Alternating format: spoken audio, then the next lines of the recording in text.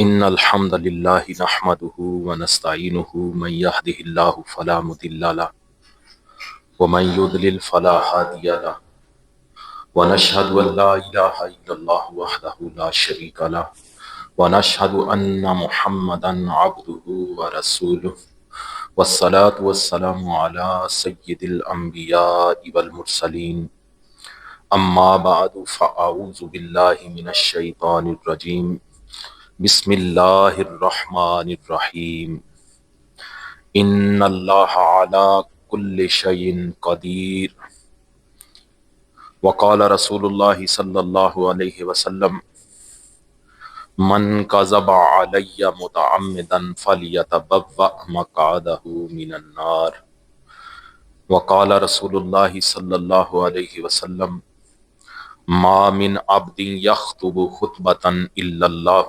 سائلہ عنہا ما اراد بها صدق اللہ وصدق رسولہ النبی الکریم الامین ونحن علی ذلک لمن الشاہدین والشاکرین والحمد للہ رب العالمین ان اللہ وملائکتہ یصلون علی النبی یا ایہا الذین آمنوا صلوا علیہ وسلموا تسلیما اللہم صلی علی محمد وعلی آل محمد کما صلیت علی ابراہیم وعلی آل ابراہیم انک حمید مجید اللہم بارک علی محمد وعلی آل محمد کما بارکت علی ابراہیم وعلی آل ابراہیم انک حمید مجید الصلاۃ والسلام علیک یا سیدی یا رسول اللہ وعلی آلک واصحابک یا سیدی یا حبیب اللہ مولایا صلی وسلم دائما ابدا علی حبیبک خیر الخلق کلہم یا صاحب الجمال و یا سید البشر من وجہک المنیر لقد نور القمر لا یمکن الثناء کما کان حقہ بعد از خدا بزرگ توئی قصہ مختصر خالق کائنات جل جلالہ و عما نوالہ و اتم برہانہ و اعظم شانہ کی بارگاہ میں حمد اور وجہ تخلیق کائنات حضور نبی پاک صاحب لاولاک تاجدار مدینہ سرور قلب و سینہ حضرت محمد مصطفیٰ صلی اللہ علیہ وسلم کی پاک اور مقدس بارگاہ میں ہدیہ درود و اسلام پیش کرنے کے بعد معزز سامعین السلام علیکم ورحمۃ اللہ وبرکاتہ۔ پچھلے جمعۃ المبارک کو ہم نے گفتگو شروع کی تھی خارق عادت امور پہ، اور میں نے آپ کو یہ بتایا تھا کہ اہل ایمان کے نزدیک کسی واقعہ کی صحت اور عدم صحت کا انحصار اس پر نہیں ہوتا کہ اس بارے میں ان کی عقل کیا رائے رکھتی ہے، بلکہ اہل ایمان اللہ تعالیٰ کی قدرت بے پایاں کے سامنے کسی چیز کو ناممکن خیال نہیں کرتے۔ پھر میں نے آپ کو معجزہ کے حوالے سے خرق عادت جو امور ہیں ان کے متعلق لوگوں کے ذہن سے بھی آگاہ کیا، اور جو ایک مومن کو، مسلمان کو، اہل ایمان کو اس معاملے میں عقیدہ رکھنا چاہیے وہ بھی میں نے آپ کو سمجھایا تھا۔ آج اسی گفتگو کو ہم آگے لے کے چلیں گے۔ اہل سنت کے نزدیک خارق عادت جو امور ہیں، خلاف عادت جو کام ہیں، جو وقوع پذیر ہوتے ہیں، اہل سنت کے نزدیک ان کی 6 قسمیں ہیں۔ ان الخارق للعادت ستۃ، بے شک خارق عادت کی 6 قسمیں ہیں۔ وَهِيَ الْمُعْجِزَةُ وَالْإِرْحَاسُ وَالْكَرَامَةُ وَالْمَعُونَةُ وَالْإِسْتِدْرَاجُ وَالْإِحَانَةُ۔ وہ 6 قسمیں اس طرح ہیں۔ پہلے نمبر پہ معجزہ، ارحاس، کرامت، معونت، استدراج اور احانت۔ یہ خلاف عادت کاموں کی مختلف قسمیں ہیں جو روٹین میں کام نہیں ہوتے، لیکن اللہ تعالیٰ اپنے فضل کے ساتھ نبیوں کو ان کی عزت کے لیے، ان کی نبوت کی صداقت کے لیے، اولیاء اکرام کی عزت کے لیے، عام مسلمانوں کی عزت کے لیے ایسے کام وقوع پذیر کر دیتا ہے جنہیں معجزہ، کرامت، ارہاس اور معونت کہا جاتا ہے۔ پھر جو غیر مسلم کافر مشرک ہوں ان سے خلاف عادت کام جو وقوع پذیر ہوتے ہیں انہیں استدراج کہا جاتا ہے۔ پھر کوئی جھوٹے مدعیان نبوت، ان سے جو کام سرزد ہوں اس طرح کے، انہیں اہانت کہا جاتا ہے۔ علامہ میر سید شریف علی بن محمد جرجانی حنفی کتاب التعریفات میں معجزہ کی بڑی واضح تعریف اس طرح لکھتے ہیں کہ وہ کام جو اللہ تعالی کی عادت جاریہ کے خلاف ہو اور خیر اور سعادت کی دعوت دیتا ہو، اور اس کام کو پیش کرنے والا کوئی نبوت کا مدعی ہو، یعنی دعوی نبوت کرنے والا ہو، اس خلاف عادت کام سے اس کے اس دعویٰ کی سچائی کا اظہار مقصد ہو کہ وہ اللہ کا رسول ہے، اس خلاف عادت کام کو معجزہ کہا جاتا ہے۔ جب اللہ کا کوئی نبی نبوت کا دعویٰ کرے، اپنے دعوے کی سچائی کے سلسلے میں کوئی خلاف عادت کام وقوع پذیر ہو، اسے کیا کہا جاتا ہے؟ معجزہ۔ قرآن مجید میں معجزہ کا لفظ استعمال نہیں ہوا، قرآن میں لفظ معجزہ استعمال نہیں ہوا۔ اس کے مترادفات قرآن مجید میں 6 ملتے ہیں، 6 مترادفات جو معجزہ کے معنی میں آیا، بینہ، برہان، مبصرہ، فرقان اور سلطان۔ میں آپ کو قرآن مجید میں سے آیات پڑھ کے ان کی مثالیں بتاتا ہوں۔ سب سے پہلے آیا سورہ الانعام آیت نمبر 124۔ اس کے علاوہ بھی قرآن مجید میں متعدد مقامات پہ یہ لفظ استعمال ہوا ہے۔ خالق کائنات نے ارشاد فرمایا وَإِذَا جَاءَتْهُمْ آیَةً قَالُوا لَن نُؤْمِنَ حَتَّى نُؤْتَىٰ مِثْلَ مَا أُوتِیَ رُسُلُ اللَّهِ، اور جب ان کے پاس کوئی نشانی آئے تو کہتے ہیں ہم ہرگز ایمان نہ لائیں گے جب تک ہمیں بھی ویسا ہی نہ ملے جیسا اللہ نے اپنے رسولوں کو دیا۔ اس میں یہ جو لفظ ہے آیا، نشانی، اس سے کیا مراد ہے؟ معجزہ۔ اس کا معنی یہاں کیا ہوگا؟ معجزہ۔ آگے چلے بینہ، سورہ الاعراف آیت نمبر 101۔ خالق کائنات نے فرمایا وَلَقَدْ جَاءَتْهُمْ رُسُلُهُمْ بِالْبَيِّنَاتِ فَمَا كَانُوا لِيُؤْمِنُوا بِمَا كَذَّبُوا مِن قَبْلُ كَذَلِكَ يَطْبَعُ اللَّهُ عَلَىٰ قُلُوبِ الْكَافِرِينَ۔ اللہ نے فرمایا اور بے شک ان کے پاس ان کے رسول روشن دلیل لے کر تشریف لائے تو وہ اس قابل نہ ہوئے کہ اس پر ایمان لے آتے جسے پہلے جٹلا چکے تھے۔ اللہ یوں ہی کافروں کے دلوں پر مہر لگا دیتا ہے۔ اس آیہ مبارکہ میں لفظ استعمال ہوا بینات، معنی کیا ہوا؟ دلائل۔ دلائل، دلائل کا معنی کیا ہے؟ معجزہ۔ دلائل سے معجزہ اخذ ہوتا ہے۔ تیسرا لفظ برہان۔ خالق کائنات نے سورہ القصص آیت نمبر 32 میں فرمایا اسلک یدک فی جیبک تخرج بیضاء من غیر سوء وادمم الیک جناحک من الرہب فذلک برہانان من ربک الی فرعون وملئہ انہم کانوا قوما فاسقین۔ اللہ نے فرمایا یہ حضرت موسیٰ علیہ السلام کا واقعہ ہے۔ جو خالق کائنات نے بیان فرمایا۔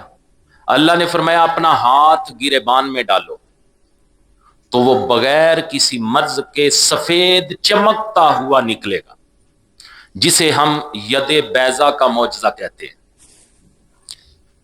اپنا ہاتھ گریبان میں ڈالو تو وہ بغیر کسی مرض کے سفید چمکتا ہوا نکلے گا، اور خوف دور کرنے کے لیے اپنا ہاتھ اپنے ساتھ ملا لو تو تیرے رب کی طرف سے فرعون اور اس کے درباریوں کی طرف یہ دو بڑی دلیلیں ہیں، بے شک وہ نافرمان لوگ ہیں۔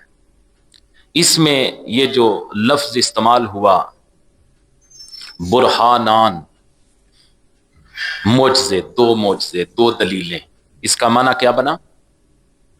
معجزہ۔ برہان کا معنی بھی معجزہ، خلاف عادت کام ہے یہ۔ چوتھا لفظ مبصرہ، سورہ بنی اسرائیل کی آیت نمبر 59 میں خالق کائنات نے ارشاد فرمایا وَآتَيْنَا ثَمُودَ النَّاقَةَ مُبْصِرَةً فَظَلَمُوا بِهَا، اور ہم نے سمود کو اونٹنی واضح نشانی دی تو انہوں نے اس پر ظلم کیا۔ یہ بھی حضرت صالح علیہ السلام کی اونٹنی والا واقعہ آپ نے علماء سے سنا ہوگا۔ قرآن مجید میں اس اونٹنی کو ایک واضح نشانی مبصرہ کہا گیا۔ مبصرہ کا بھی معنی معجزہ ہی بنا۔ اسی طرح سورہ فرقان کی پہلی آیت میں ارشاد فرمایا تبارک الذی نزل الفرقان علی عبدہ لیکون للعالمین نذیرا، وہ اللہ بڑی برکت والا ہے جس نے حق و باطل میں فرق اور فیصلہ کرنے والا قرآن اپنے محبوب و مقرب بندے پر نازل فرمایا تاکہ وہ سب جہانوں کے لیے ڈر سنانے والا بنے۔ یہاں بھی لفظ استعمال ہوا فرقان، حق و باطل میں فرق کرنے والا، اس کا معنی بھی معجزہ ہی لیا جاتا ہے۔ قرآن مجید میں چھٹا لفظ جو معجزہ کے معنی میں استعمال ہوا ہے وہ ہے سلطان۔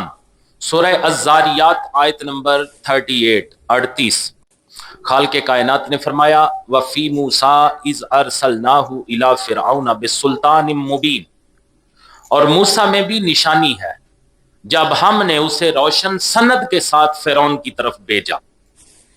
اس میں یہ جو سلطان لفظ استعمال ہوا، روشن سند، یہ بھی دلیل، معجزہ، نشانی، یہ معجزہ کے معنی میں یہ بھی استعمال ہوتا ہے۔ قرآن مجید میں لفظ معجزہ استعمال تو نہیں ہوا، لیکن اس کے مترادفات جو معجزہ کا معنی دیتے ہیں وہ میں نے آپ کو قرآن مجید کی آیات سنا کے آپ کو یہ 6 مثالیں دی۔ لفظ معجزہ کا مادہ اشتقاق عاجزہ یعجزو عجزن ہے، جس کا مطلب ہے کسی کام سے عاجز آ جانا یا کسی کام کی قدرت نہ رکھنا۔ اسلامی اصطلاح میں معجزہ ایسے خارق عادت واقعہ کو کہتے ہیں جو کسی نبی کی ذات مبارکہ سے ظاہر ہو اور جس کی مثال لانے سے باقی انسان عاجز ہوں۔ معجزہ در حقیقت اللہ تعالیٰ کی قدرت کا کسی نبی کے دست مبارک پر ظہور ہے۔ کسی نبی کے دست مبارک پر اللہ تعالیٰ کی قدرت کا ظہور کیا ہے؟ معجزہ، تاکہ وہ نبی اپنی امت اور اہل زمانہ کو اس کی مثال لانے سے عاجز کر دے۔ ایسی خلاف عادت بات واقعہ جو کسی نبی کے ہاتھ سے ظہور ہو، اس لیے تاکہ لوگ اس سے عاجز آ جائیں اور اس کی صداقت پہ دلیل بن جائے، وہ کیا ہے؟ معجزہ ہے۔ اور یہ معجزہ اس کے اللہ کی طرف سے مبعوث ہونے کی دلیل ہوتا ہے۔ اہل سنت کا موقف یہ ہے کہ معجزات اور کرامات یا عام افعال، تمام افعال کا خالق اللہ تعالیٰ ہے۔ معجزے ہوں، کرامتیں ہوں یا عام ہمارے افعال ہوں، ان افعال کا خالق کون ہے؟ اللہ تعالیٰ ہے۔ عام افعال عادیہ میں جس طرح عام مسلمانوں کا کسب اور اختیار ہوتا ہے لیکن ان کا خالق اللہ تعالیٰ ہوتا ہے. کسب اختیار عام لوگوں کا لیکن ان افعال کا خالق کون؟ اللہ تعالیٰ. اسی طرح معجزات اور کرامات میں بھی کسب اور اختیار انبیاء اور اولیاء کا ہوتا ہے لیکن ان افعال کا خالق اللہ تعالیٰ ہوتا ہے. اگر کسی نبی کا معجزہ وقوع پذیر ہو، کسب اور اختیار تو نبی کا ہو سکتا ہے لیکن اس فعل کا خالق کون ہے؟ اللہ تعالیٰ. اللہ اکبر. لیکن بعض معجزات ایسے ہیں، کرامتیں بھی ایسی ہیں کہ جن کے صدور میں انبیاء اور اولیاء کا مطلقاً دخل ہی نہیں ہوتا. جیسے قرآن مجید کا نزول. قرآن مجید کا نزول بھی ایک ایسا معجزہ ہے، اس میں نبی کا دخل نہیں ہوتا. یا چاند کا شک ہونا، مردوں کو زندہ کرنا، یہ اللہ تعالیٰ کے افعال ہیں اور اس کی قدرت میں ہیں. اللہ اکبر. یعنی انبیاء کرام سے با اعتبار کسب معجزات صادر ہوتے ہیں اور ان کو خلق اللہ تعالیٰ کرتا ہے. کسب انبیاء کرام کا، اولیاء کرام کا، لیکن خالق کون ہے؟ اللہ تعالیٰ. ہم اگر کسی اللہ کے ولی کی کرامت بیان کریں تو ہم یہ نہیں کہتے کہ یہ کرامت جو ہوئی ہے اس کا خالق یہ ولی ہے. ہرگز اہل سنت کا یہ عقیدہ نہیں کہ اس کرامت کا خالق یہ ولی ہے. نا، کسب ولی کا ہے لیکن خالق اللہ تعالیٰ ہے. قرآن مجید میں معجزات کی بہت ساری مثالیں ہیں. قرآن مجید بذات خود سب سے بڑا معجزہ ہے. قرآن بذات خود سب سے بڑا معجزہ ہے. اللہ اکبر. اور قیامت تک جاری رہنے والا معجزہ ہے. سید عالم صلی اللہ علیہ وسلم نے تمام فصحائے عرب، جتنے بھی عرب و عجم کے فصیح اللسان لوگ تھے، حضور کریم صلی اللہ علیہ وسلم نے پوری دنیا کو اس قرآن کے مقابلے کا چیلنج کیا. قرآن اتنا بڑا معجزہ ہے لیکن کسی میں بھی ہمت نہیں ہوئی کہ کوئی ایک چھوٹی سی سورت بھی لے آئے قرآن کے مقابلے میں. سارے لوگوں کا اس بات سے عاجز آ جانا اس بات کی دلیل ہے کہ بلا شبہ قرآن مجید اللہ تعالیٰ کی طرف سے اپنے محبوب کریم صلی اللہ علیہ وسلم کی تصدیق کے لیے ایک معجزہ ہے. اللہ اکبر. قرآن مجید اتنی صدیاں گزرنے کے باوجود اس چیلنج کے ساتھ آج بھی موجود ہے. وَإِن كُنتُمْ فِي رَيْبٍ مِّمَّا نَزَّلْنَا عَلَىٰ عَبْدِنَا فَأْتُوا بِسُورَةٍ مِّن مِّثْلِهِ وَادْعُوا شُهَدَاءَكُم مِّن دُونِ اللَّهِ إِن كُنتُمْ صَادِقِينَ. یہ چیلنج قرآن میں آج بھی موجود ہے کہ اگر تمہیں شک ہے اور اس قرآن میں جو ہم نے نازل فرمایا ہے، اگر تمہیں اس قرآن میں شک ہے جو ہم نے اپنے بندے پر نازل فرمایا ہے تو اس جیسی کوئی ایک صورت بنا لاؤ اور اللہ تعالیٰ کے سوا اپنے تمام حمایتیوں کو بھی بلا لو اگر تم سچے ہو. یہ چیلنج آج بھی موجود ہے. 15 صدیاں گزرنے کو ہیں لیکن آج تک کسی کو بھی یہ ہمت نہیں ہوئی، کسی کو یہ بھی جرت نہیں ہوئی کہ کوئی قرآن کے اس چیلنج کا مقابلہ کر سکے. کوئی ایک چھوٹی صورت بھی نہیں بنا سکا. یہ ایسا معجزہ ہے. اللہ اکبر.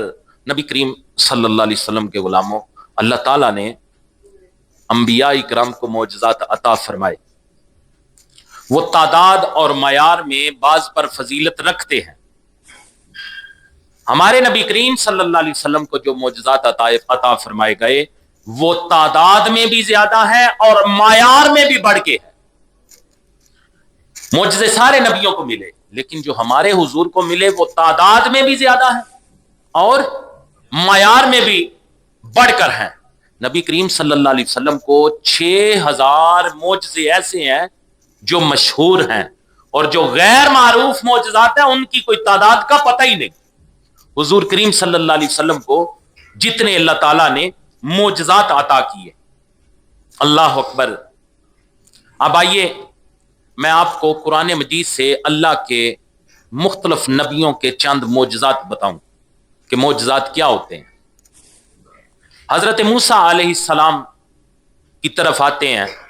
कुरान मजीद में हजरत मूसा अलैहिस्सलाम की बड़ी कदीम तारीख की हामल एक मुकद्दस लाठी का जिक्र है, आसा का।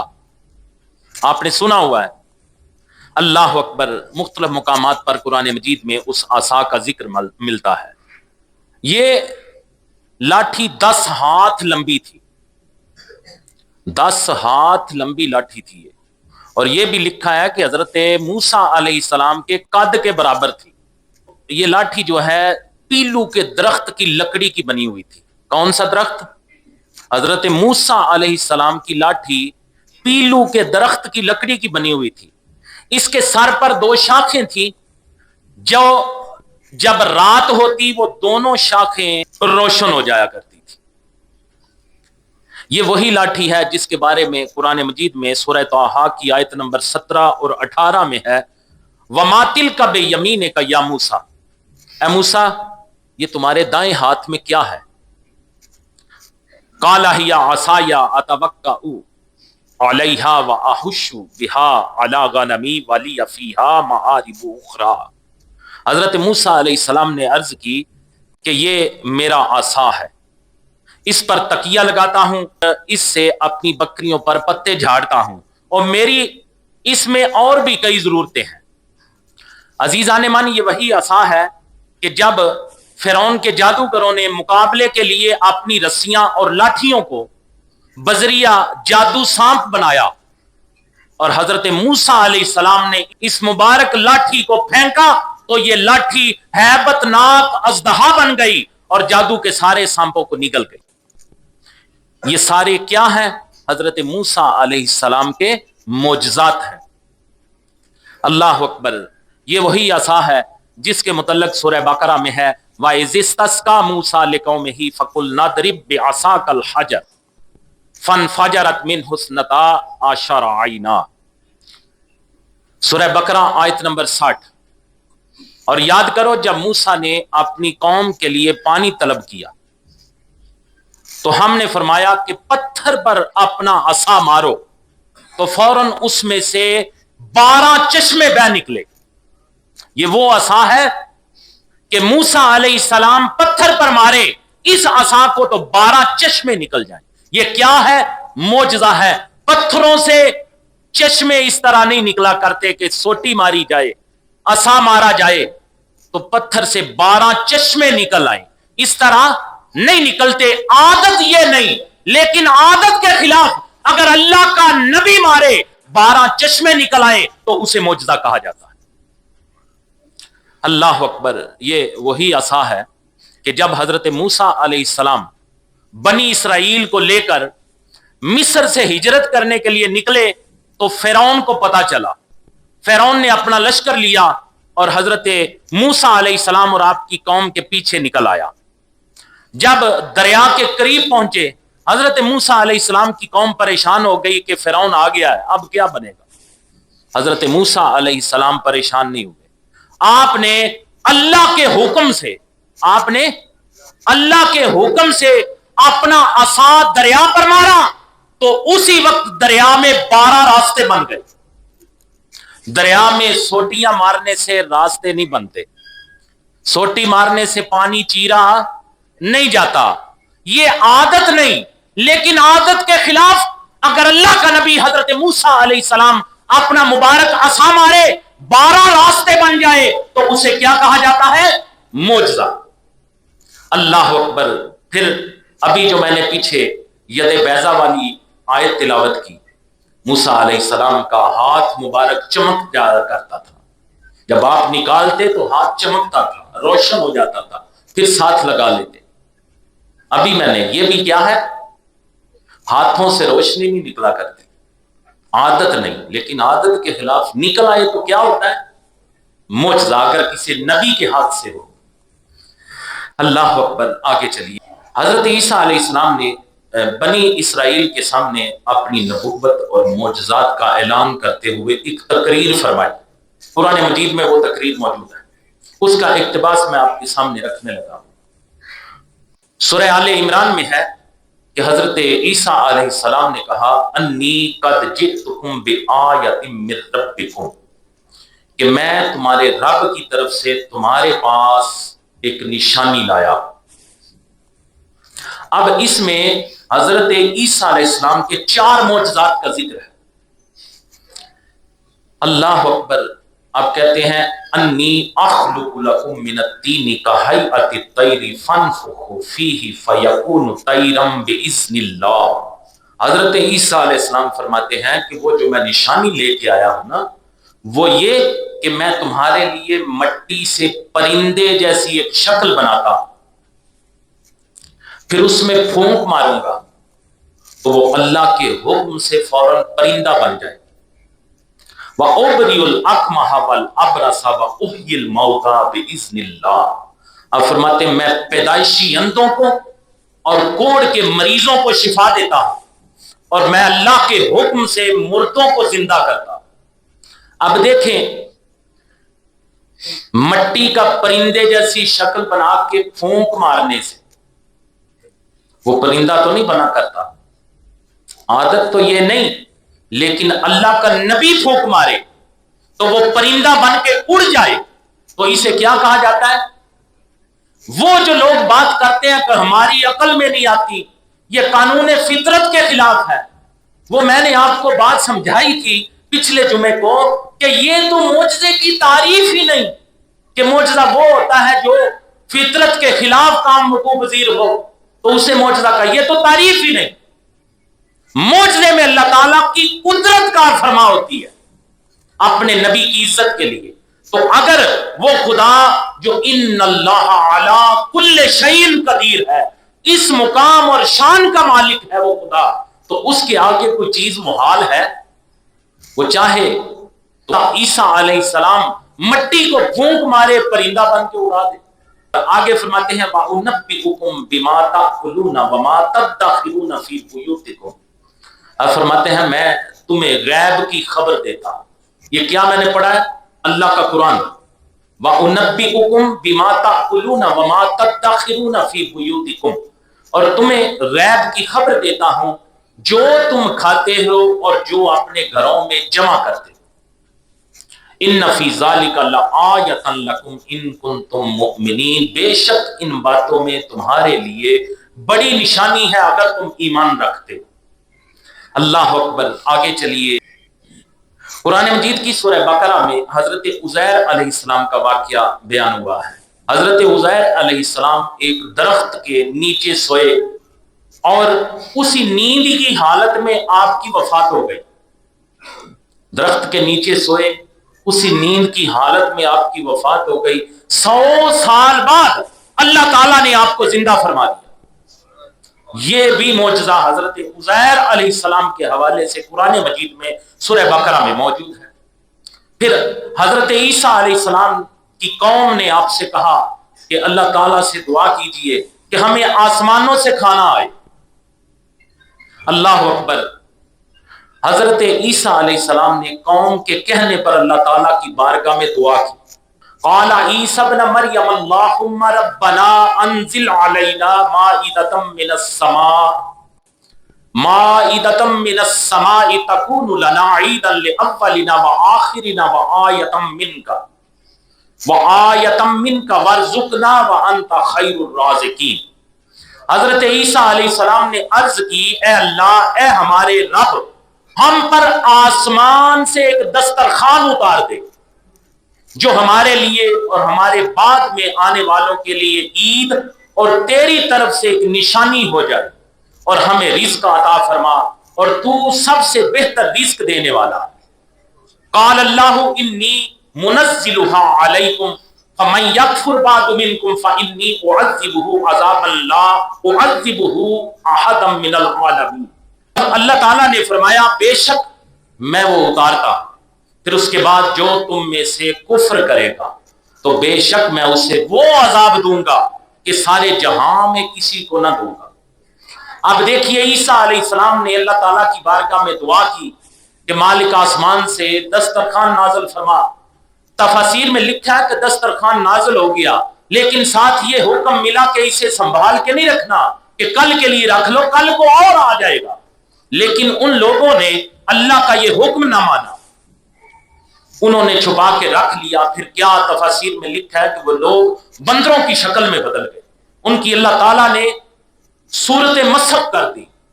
آسمان سے دسترخوان نازل نہیں ہوا کرتے، آسمان سے دسترخوان عادت یہ نہیں، لیکن اپنے نبی کی دعا پہ اگر اللہ تعالیٰ نازل کر دے تو اسے معجزہ کہا جاتا ہے. نازل عیسیٰ علیہ السلام نے نہیں کیے، نازل اس خدا نے کیے ہیں جو ہر چیز پر قادر ہے، جو کر سکتا ہے. کوئی اعتراض تو تب کرے جب ہم یہ دعویٰ کریں کہ یہ کام عیسیٰ علیہ السلام نے کیا، ان کی دعا پہ ہوا، نازل اللہ تعالیٰ نے کیا. اسے کیا کہتے ہیں؟ معجزہ. اللہ اکبر. نبی کریم صلی اللہ علیہ وسلم کے غلاموں، حضرت صالح علیہ السلام کا نام آپ نے سنا ہوگا، ان کا معجزہ بھی قرآن مجید میں موجود ہے. حضرت صالح علیہ السلام نے جب قوم سمود کو خدا کا فرمان سنا کر ایمان کی دعوت دی تو اس سرکش قوم نے آپ سے یہ معجزہ طلب کیا کہ آپ اس پہاڑ کی چٹان سے ایک گاپن اونٹنی نکلا لیے جو بڑی فربا ہو اور اس میں کوئی کسی قسم کا عیب اور نقص بھی نہ ہو. پھر حضرت صالح علیہ السلام نے اس چٹان کی طرف اشارہ کیا تو روایات میں لکھا ہے کہ وہ فوراً پھٹ گئی. جب پھٹ گئی اس میں سے ایک نہایت خوبصورت، تندرست، خوب بلند قامت اونٹنی نکل پڑی جو گاپن تھی، اور نکلتے ہی اس نے ایک بچہ جان دیا. یہ اونٹنی میدانوں میں اس بچے کے ساتھ چلتی پھرتی بھی رہی. سورہ آراف آیت نمبر 73 میں اللہ تعالیٰ نے یہ خلاف عادت کام بیان فرمایا. وَإِلَىٰ ثَمُودَ أَخَاهُمْ صَالِحًا قَالَ يَا قَوْمِ اعْبُدُوا اللَّهَ مَا لَكُم مِّنْ إِلَٰهٍ غَيْرُهُ قَدْ جَاءَتْكُمْ بَيِّنَةٌ مِّن رَّبِّكُمْ. اللہ تعالیٰ نے فرمایا اور قوم سمود کی طرف ان کے ہم قوم صالح کو بھیجا. صالح نے فرمایا اے میری قوم، اللہ کی عبادت کرو، اس کے سوا تمہارا کوئی معبود نہیں. بے شک تمہارے پاس تمہارے رب کی طرف سے روشن نشانی آ گئی. اب وہ نشانی کیا ہے؟ ہذہ ناقۃ اللہ لکم آیۃ فذروها تأکل فی ارض اللہ ولا تمسوها بسوء فیأخذکم عذاب علیم. تمہارے لیے نشانی کے طور پر اللہ کی یہ اونٹنی ہے، تو تم اسے چھوڑے رکھو تاکہ اللہ کی زمین میں کھائے، اور اسے برائی کے ساتھ ہاتھ نہ لگاؤ ورنہ تمہیں دردناک عذاب پکڑ لے گا. اب دیکھیں، پہاڑوں سے اونٹنیاں نہیں نکلا کرتی، عادت یہ نہیں. اونٹنیاں اونٹنیوں سے ہی جنائی جاتی ہیں، پہاڑ اونٹنیاں نہیں جنتے، پہاڑوں سے اونٹنیاں نہیں نکلتی. یہ عادت نہیں. اگر عادت کے خلاف اللہ کا نبی حضرت صالح علیہ السلام اشارہ کرے پہاڑ کی اس چٹان سے گاپن اونٹنی نکل آئے تو اسے معجزہ کہا جاتا ہے. اللہ اکبر. نبی کریم صلی اللہ علیہ وسلم کے غلاموں، اللہ تعالیٰ نے جو معجزات نبی کریم صلی اللہ علیہ وسلم کو عطا فرمائے وہ اتنے کثیر ہیں کہ احاطے میں لانا ممکن ہی نہیں. حضرت شیخ ابن تیمیہ نے حضور کریم صلی اللہ علیہ وسلم کے جو معجزات ہیں قدرت، فعل اور تاثیر کے متعلق، ان کی 8 قسمیں بیان کی ہیں. حضور کریم صلی اللہ علیہ وسلم کے بعض معجزات عالم علوی سے، جیسے چاند کا 2 ٹکڑے ہو جانا، آسمان کا گولوں سے محفوظ رہنا، سورج کا واپس پلٹ آنا، یہ علوی جو معجزات ہیں یہ وہ ہیں. پھر حضور کریم صلی اللہ علیہ وسلم کے بعض معجزات ہیں جو فضا کے متعلق ہیں، جیسے کہ نبی کریم صلی اللہ علیہ وسلم کے وہ معجزات کہ حضور کی اطاعت کرتے ہوئے بادل آ گئے، بارش آ گئی، پھر حضور کی اطاعت کرتے ہوئے بادل چلے بھی گئے. اللہ اکبر. نبی کریم صلی اللہ علیہ وسلم کے غلاموں، پھر انسانوں، جنوں اور حیوانوں میں جو حضور کریم صلی اللہ علیہ وسلم کا تصرف ہے، ایک قسم حضور کے ان معجزات کی ہے۔ پھر درختوں، لکڑیوں اور پتھروں میں حضور کا جو تصرف ہے، ایک قسم حضور کے ان معجزات کی ہے۔ آسمان کے فرشتے جو آپ کی تائید کرتے تھے، ایک قسم حضور کے ان معجزات کی ہے۔ اور نبی کریم صلی اللہ علیہ وسلم کی دعاؤں کا قبول ہونا ایک قسم حضور کے ان معجزات کی ہے۔ اور ماضی اور مستقبل کی خبریں دینا ایک قسم حضور کے ان معجزات کی ہے۔ پھر کھانے پینے کی چیزوں کا، پھلوں کا، کنووں کا میٹھا ہو جانا ایک قسم حضور کے ان معجزات کی۔ اللہ اکبر۔ نبی کریم صلی اللہ علیہ وسلم کے غلاموں، حضور کریم صلی اللہ علیہ وسلم کے یہ معجزات، ان معجزات میں سب سے بڑا معجزہ میں نے آپ کو بتایا قرآن ہے۔ پھر اس کے بعد سورہ بنی اسرائیل میں، سورہ نجم میں حضور کریم صلی اللہ علیہ وسلم کا اسراء اور معراج کا معجزہ بیان ہوا ہے۔ پھر نبی کریم صلی اللہ علیہ وسلم کے غلاموں، سورہ قمر کی پہلی آیت میں جو چاند دو شق ہوا تھا، اقتربت الساعۃ وانشق القمر، قیامت قریب آ گئی اور چاند پھٹ گیا، حضور کا یہ معجزہ قرآن میں چاند شق ہونے والا بھی بیان ہوا ہے۔ اللہ اکبر۔ پھر حضور کریم صلی اللہ علیہ وسلم کے ایسے ایسے معجزات ہیں کہ میرے پاس وقت نہیں، لکھ کے لایا ہوں، لیکن وقت میں اتنی گنجائش نہیں کہ میں آپ کو تفصیل بتاؤں۔ حضور کریم صلی اللہ علیہ وسلم ایک غزوے کے اندر، غزوہ حنین یا بدر کے اندر 1000 لوگ ہیں، حضور کریم صلی اللہ علیہ وسلم ایک گرد آلود کینکریوں کی مٹھی پھینکتے ہیں، وہ 1000 کافر کی آنکھ میں یا منہ میں یا نتنوں میں کوئی نہ کوئی اس کا ذرہ ہر کسی میں جا گرتا ہے۔ یہ بھی حضور کا معجزہ ہے۔ اور یہ حضور کریم صلی اللہ علیہ وسلم کا وہ معجزہ ہے جس کے متعلق اللہ تعالیٰ نے سورہ انفال کی آیت نمبر 17 میں فرمایا، وَمَا رَمَيْتَ إِذْ رَمَيْتَ وَلَٰكِنَّ اللَّهَ رَمَىٰ۔ اے حبیب، جب آپ نے خاک پھینکی تو آپ نے نہ پھینکی تھی بلکہ اللہ نے پھینکی۔ کینکریاں حضور نے پھینکی، ہر کسی کو کوئی نہ کوئی ذرہ ان کے اندر چلا گیا۔ یہ حضور کا معجزہ ہے۔ پھر ایک بڑا معروف معجزہ، یہ ایسا معجزہ ہے، علماء نے لکھا ہے کہ حضرت عیسیٰ علیہ السلام نے جو مردے زندہ کیے، یہ ان سے بھی بڑا معجزہ ہے۔ توجہ فرمائیے گا، جب حضور کریم صلی اللہ علیہ وسلم کے لیے منبر شریف بنایا گیا تو اس سے قبل حضور کریم صلی اللہ علیہ وسلم کھڑے ہو کر خطبہ ارشاد فرماتے تھے، اور مسجد کے اگلے حصے میں موجود ایک تنے کے ساتھ ٹیک لگایا کرتے تھے۔ جب نبی کریم صلی اللہ علیہ وسلم جمعہ کے روز منبر پر جلوہ افروز ہوئے اور اس تنے کے ساتھ ٹیک لگا کر کھڑے نہ ہوئے، صحیح احادیث میں، درجنوں احادیث میں یہ بات موجود ہے۔ اللہ اکبر۔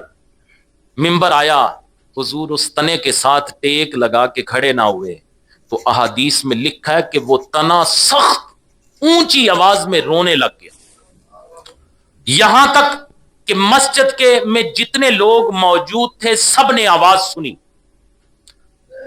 احادیث میں لکھا ہے قریب تھا، اتنی آواز تھی ایسے لگتا تھا کہ وہ پھٹ جائے گا۔ نبی کریم صلی اللہ علیہ وسلم نے اس پر، اب ذرا توجہ فرمائیے گا، حضور کا معجزہ، یہ تنا ہے، خشک تنا کھجور کا، جسے حضور کی رفاقت ملتی رہی، لیکن آج محبوب منبر پہ بیٹھ گئے، اس نے رونا شروع کر دیا۔ نبی کریم صلی اللہ علیہ وسلم نے اس پر شفقت کرتے ہوئے حضور منبر سے نیچے اترے، اپنا مبارک ہاتھ اس پر رکھا، اپنے سینے سے لگایا، اس پر اپنا ہاتھ پھیرا، یہاں تک کہ وہ پرسکون ہو گیا۔ آپ نے توجہ کی اس بات پہ؟ ایک خشک تنا حضور کی محبت میں، حضور کے فراق میں رو رہا ہے، حضور سے برداشت نہیں ہوا، منبر سے نیچے اترے، اپنے سینے سے لگایا، اس پہ ہاتھ پھیرا، وہ خاموش ہوا۔ اللہ اکبر۔ جب صحابہ نے اس کی آواز سنی رونے کی تو صحابہ کے دل میں بھی رقت طاری ہو گئی، انہوں نے بھی رونا شروع کر دیا، صحابہ نے بھی رونا شروع کر دیا۔ اللہ اکبر۔ نبی کریم صلی اللہ علیہ وسلم نے تنے کو 2 باتوں میں سے ایک کا اختیار دیا، تو تنے نے دار بقا کو دار فنا پر ترجیح دی، اس نے کہا مجھے جنت میں لگا دیجیے۔ حضور نے جنت میں لگا دیا۔ اللہ اکبر۔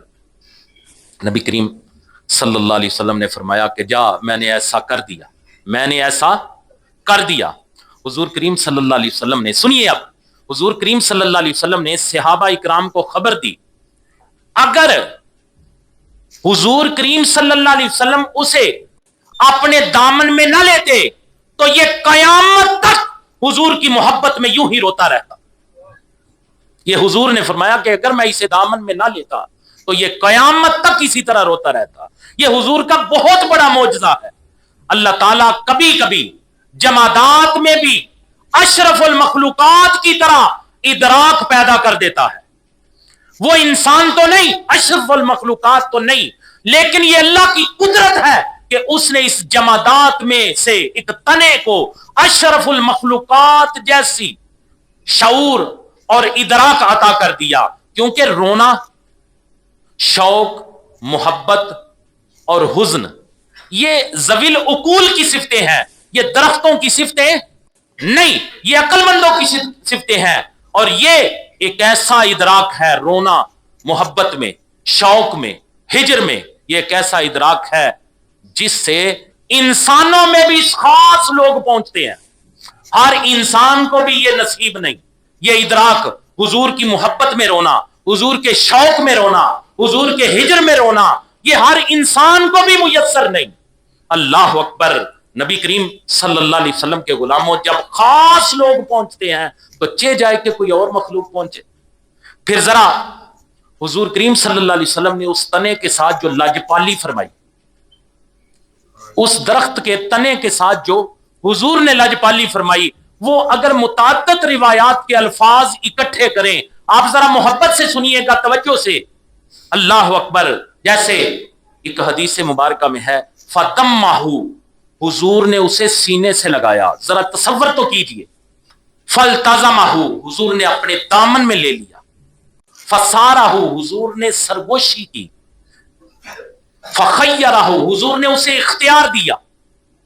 ان شئتا، کہ اگر تو چاہے، اگر تو چاہتا ہے دنیا میں، اگر تو چاہتا ہے آخرت میں، حضور نے اختیار دیا۔ اب یہ سارے کام، یہ جو کچھ بھی ہوا، یہ سب کچھ عقل مند اور جاننے والے سے کہا جاتا ہے یا کیا جاتا ہے۔ اس تنے کی کیا شان ہے، یہ کتنا سمجھدار ہے کہ کافروں اور سرکشوں پر فوقیت لے گیا اور عقل مند اور ادراک کرنے والوں کے مرتبے پہ فائز ہو گیا۔ اللہ اکبر۔ میں نے کہا کہ یہ بہت بڑا معجزہ ہے۔ حضرت عیسیٰ علیہ السلام نے جو مردے زندہ کیے، یہ اس سے بھی بڑا معجزہ ہے۔ اب سنیے، امام شافعی رحمت اللہ تعالی علیہ کا فرمان۔ امام شافعی نے ایک روز فرمایا کہ اللہ تعالیٰ نے کسی نبی کو جو معجزہ عطا کیا، وہ حضور کریم صلی اللہ علیہ وسلم کو بھی عطا کیا۔ وہاں حضرت عمر بن سواد تھے، انہوں نے حضرت امام شافعی کی توجہ دلائی کہ آپ کہہ رہے ہیں کہ جو اللہ تعالیٰ نے جو دوسرے نبیوں کو عطا کیا ہے، حضور کو بھی عطا کیا ہے۔ حضرت عمر بن سواد نے کہا کہ اے امام شافعی علیہ رحمہ، حضور آپ نے یہ تو کہا ہے، لیکن کیا اللہ تعالیٰ نے حضرت عیسیٰ علیہ السلام کو مردے زندہ کرنے کا معجزہ عطا نہیں کیا؟ تو امام شافعی نے فرمایا، اللہ تعالیٰ نے سید عالم صلی اللہ علیہ وسلم کو خشک تنے کے رونے کا معجزہ عطا کیا ہے، یہاں تک کہ اس کی آواز سنی گئی۔ یہ معجزہ اس معجزے سے بڑا ہے۔ ذرا اس طرح سمجھیے کہ مردے کو زندہ کرنا تو اس کو اس کی پہلی حالت میں لوٹانا ہے۔ مردہ وہ ہے جس نے پہلے زندگی کا مزہ چکھا ہوا تھا، اس کی پہلی حالت زندگی تھی، پھر وہ مر گیا، پھر اسے معجزے کے طور پہ دوبارہ اس کی پہلی حالت کی طرف لوٹایا گیا۔ لیکن تنا وہ ہے جس نے زندگی کا مزہ ہی نہیں چکھا، جسے پہلی مرتبہ مصطفیٰ کی محبت میں آ کے جب اس نے رونا شروع کیا تو یہ مالک کا کرم ہے، اس کی قدرت ہے کہ اپنے محبوب کے لیے یہ معجزہ بنا دیا کہ وہ تنا جس نے زندگی کا مزہ ہی نہیں چکھا تھا، جسے شعور، ادراک اور عقل کا پتہ ہی نہیں تھا، اسے اللہ نے ساری چیزیں عطا کر دی۔ لہذا یہ معجزہ ایسا معجزہ ہے کہ مردہ زندہ کرنے سے بھی بڑا معجزہ ہے۔ مسلم شریف حدیث نمبر 6888، جا کے پڑھ لیجئے گا، بڑی لمبی حدیث ہے۔ یہ وہ حدیث ہے جس حدیث میں حضرت کعب بن مالک رضی اللہ تعالیٰ عنہ کی توبہ کا ذکر ہے۔ حضرت کعب بن مالک رضی اللہ تعالیٰ عنہ اس حدیث کے راوی ہے۔